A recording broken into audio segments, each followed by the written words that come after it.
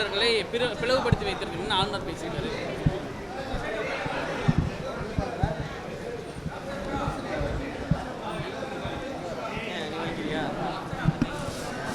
ஆளுநர் RN ரவி அவர்கள் மீண்டும் மீண்டும் ஒரு அரசியல்வாதியாகவே தன்னை அடையாளப்படுத்திக் கொள்கிறார்.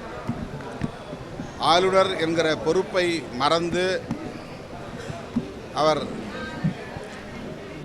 பேசுவதும் செயல்படுவதும் நீடிக்கிறது. தலித்துகளை வலதுசாரிகளின் பக்கம் கவர்வதற்காக, குறிப்பாக RSS BJP தரப்பை நோக்கி ஈர்ப்பதற்காக அடிக்கடி அவர் தலித்துகளை பற்றியும் பேசுகிறார்.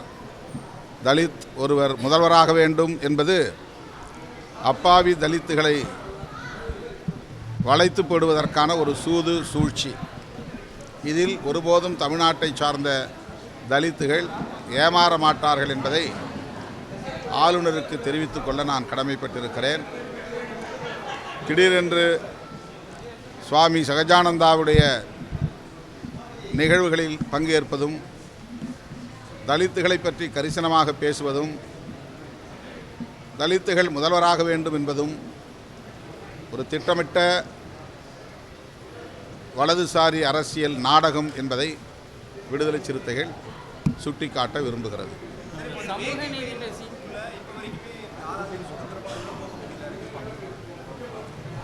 வேங்கவேல் கிராமத்தில் தங்களுக்கு இழைக்கப்பட்ட அநீதியை எதிர்த்து அறவழியில் அந்த கிராமத்தை சார்ந்த மக்கள் போராடி வருகிறார்கள்.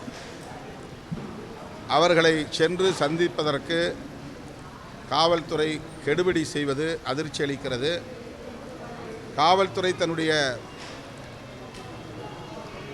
இந்த கெடுபிடி நடவடிக்கைகளை கைவிட வேண்டும் என்று வலியுறுத்துகிறேன். தமிழ்நாடு அரசுக்கும் வேண்டுகோள் விடுக்கிறேன். சமூக நீதி சமத்துவம் பேசி ஆதிதிராவிடர்கள் பிளவுபடுத்தி வைத்திருக்கிறார்கள், தமிழகத்தில் பிளவுபடுத்தி வைத்திருக்கிறார்கள். சமூக நீதி சமத்துவம் என்று பேசுகிற இயக்கம் விடுதலை சிறுத்தைகள் கட்சி. விடுதலை சிறுத்தைகள் கட்சி ஆளுநர் அவர்களை தொடர்ந்து அம்பலப்படுத்தி வருவதனால் அவர் ஆதிதிராவிட மக்களிடமிருந்து விடுதலை சிறுத்தைகளை அந்நியப்படுத்த வேண்டும் என்கிற உள்நோக்கத்தோடு இதை பேசுவதாக நான் கருதுகிறேன். அவருடைய முயற்சி பலிக்காது.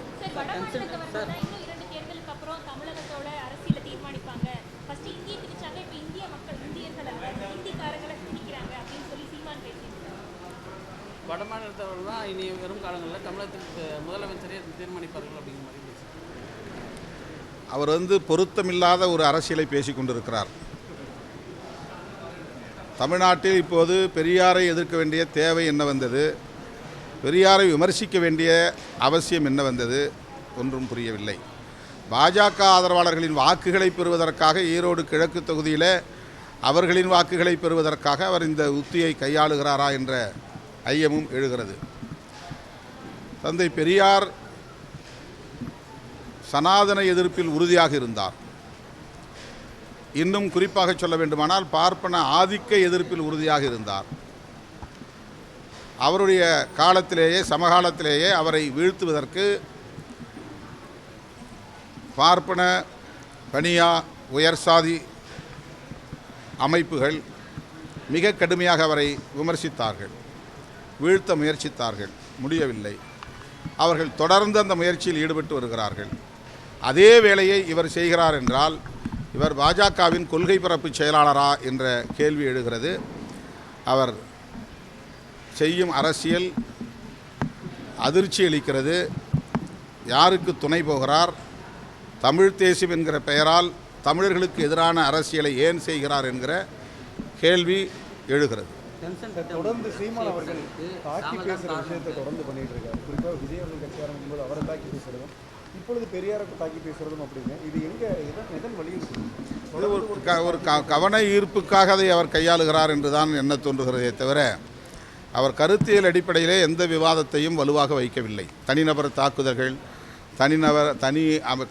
கட்சி மீதான கடுமையான விமர்சனங்கள் என்று அவருடைய அரசியல் ஒரு இனவாதத்தை நோக்கி பாசிச கூறுகளை கொண்டதாக பரிணாமம் பெற்று வருகிறது. அது அவருடைய எதிர்காலத்திற்கும் நல்லதல்ல என்பதை ஏற்கனவே நான் சுட்டிக்காட்டியிருக்கிறேன். மீண்டும் அதை சுட்டிக்காட்ட விரும்புகிறேன்.